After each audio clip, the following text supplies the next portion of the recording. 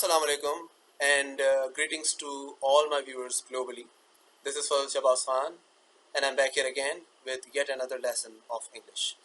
So without further ado, let us get continued. So starting the time with the name of Almighty Lord, who is the most gracious and the most merciful.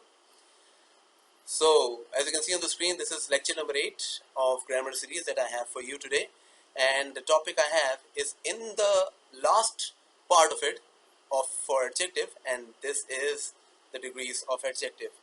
In the first part of adjective we talked about adjective and its two main categories, if you remember, and then we talked about the variations of adjective, which are the additional parts of adjective, as you can say.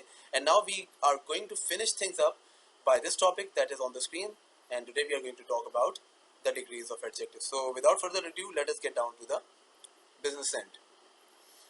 So the question arises out of the fact, what do degrees of adjective do, and why do we go for the degrees of adjective? So we use degrees only to modify the version of adjective. Say if I have an example of big, or if I have an example of beautiful, then these are not just adjectives, but they are the positive version of adjective. So the first degree of adjective is the positive one. So the positive degree, in other words, is the adjective, the genuine adjective. If I go for an example, say she is beautiful, then that beautiful is describing the pronoun she, and that is itself a positive degree. But if I have to modify it further in comparison or in superlation, or what you can say, to put it in the best category, then I would go for the next two categories that are going to come before you on the screen. The second degree of which is the comparative degree, the modified degree, the modified version of adjective. And then we have the third and the last, the superlative degree. So let's talk about an example straight away. The example is tall. If I find a person and if I want to measure him in terms of his height, then I would say he is tall. Now that tall is itself an adjective, a genuine adjective, but that is rated to be the positive degree, the existing degree, what can be said. And if I want to compare it with or compare a person's condition of being tall to another person who is even taller, and then I would say he or somebody is taller than him, then I would have to use the modified version of the positive degree, and that becomes our comparative degree. And how do we do that? We do that by the attachment of the suffix of er. As you can see, we attach er, and that positive degree changes to become the comparative version of it. And then if we want to talk about its best possible degree, then we go for the superlative version of that. If I say Ali is the tallest amongst all, like he is the one who has the best height in the class, then I would say tallest. And how do I make it? By the attachment of the suffix est, and to put it in the best category, so it becomes tallest. Now one thing that you need to notice while you are looking at that example is that we use tall isolatedly, neither we attach anything in before it nor after it. But when we talk about the comparative version of it, we always go for another adjective, that is then, then. Then I would always use then with comparative degree. And then when we talk about the superlative version of it, we would always use the determiner, or in other words called article the, before that superlative degree. So the way to learn is not what the society tends to actually learn this way, like tall, taller, tallest. That's not the correct way to learn.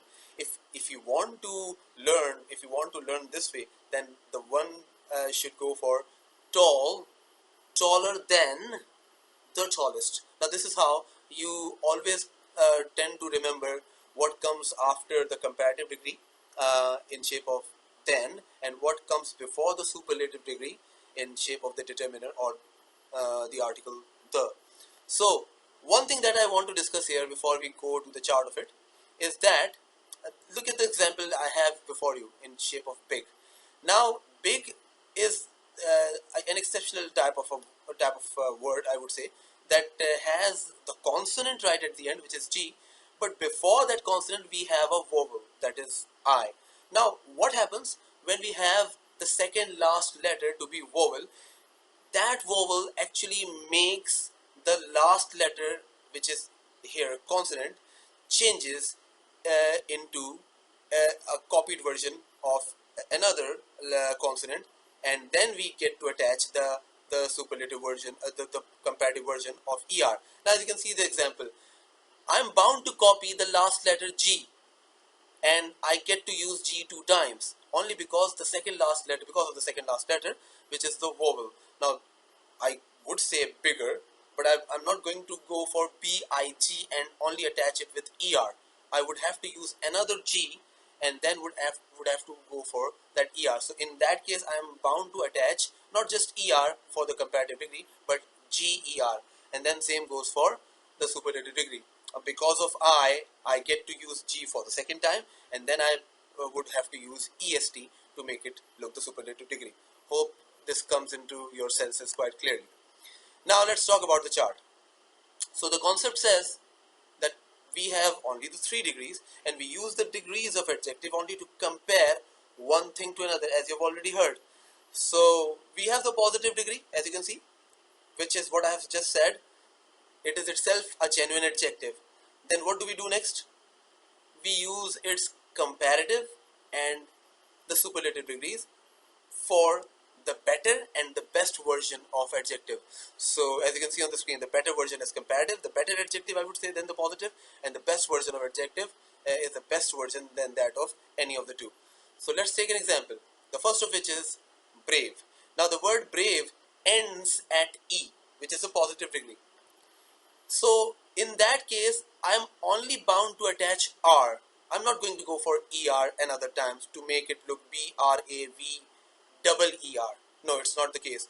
Once we have the last letter to be E right at the end, so we are only bound to attach R for the comparative degree and only only ST for the superlative degree, since we have the last letter E already placed in that very much known letter word brave.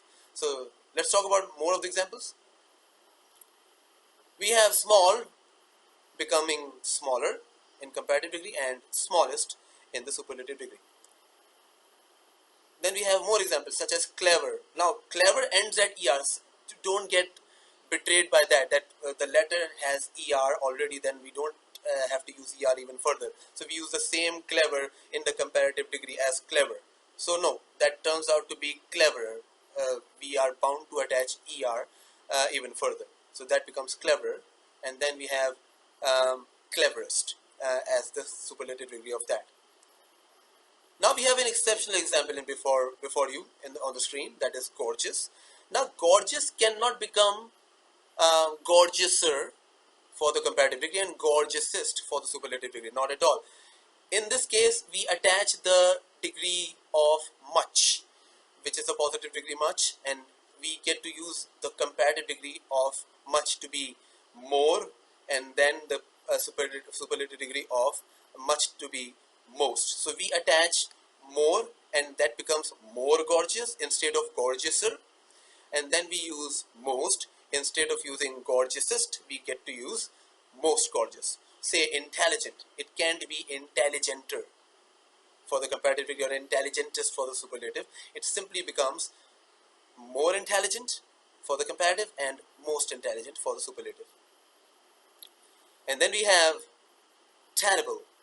The same way, it becomes terribler. No, it becomes more terrible.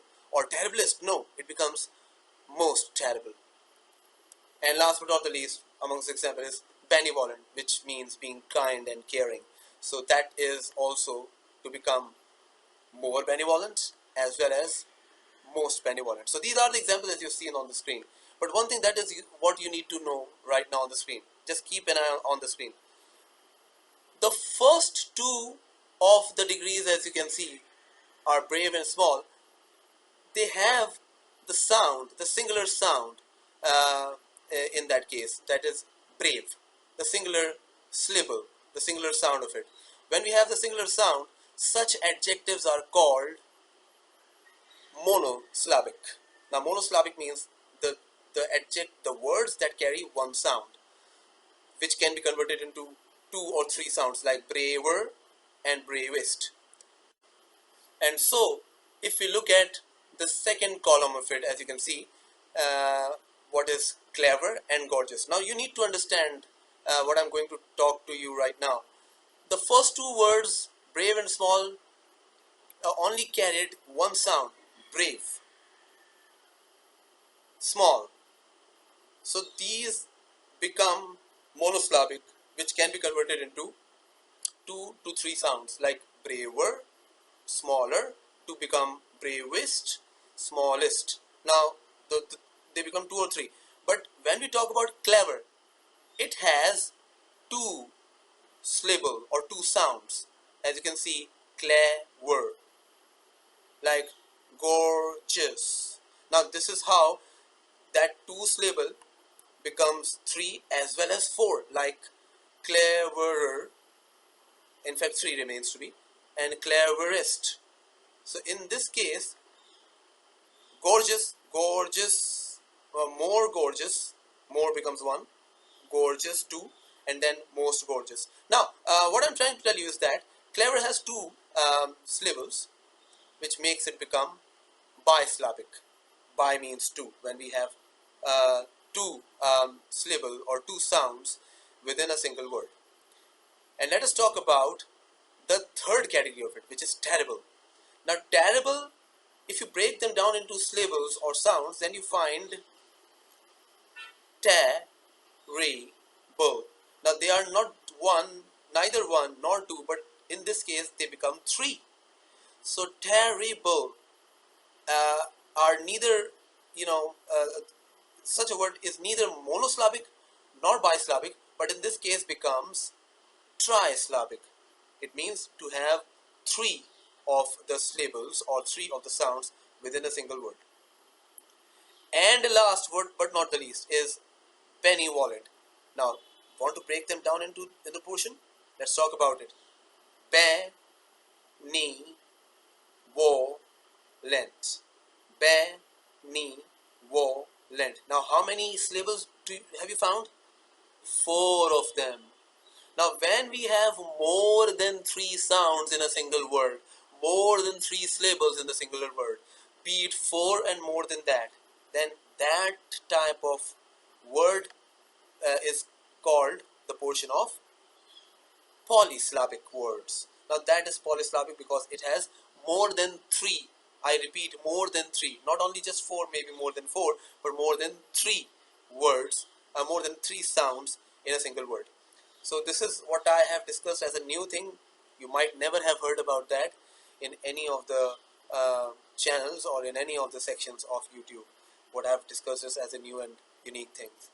So I hope adjectives are now very much clarified to you all the way, and now into the third lecture that I have just given it to you, and it's all ended right here officially.